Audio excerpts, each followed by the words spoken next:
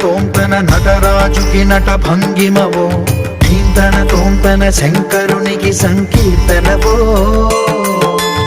ఈశ్వరుడే అనునిత్యం తనలో తలచుకునే ఓంకారమువో శివ హృదయం కరిగించే ఆ పంచాక్షరివో నీ మదిలో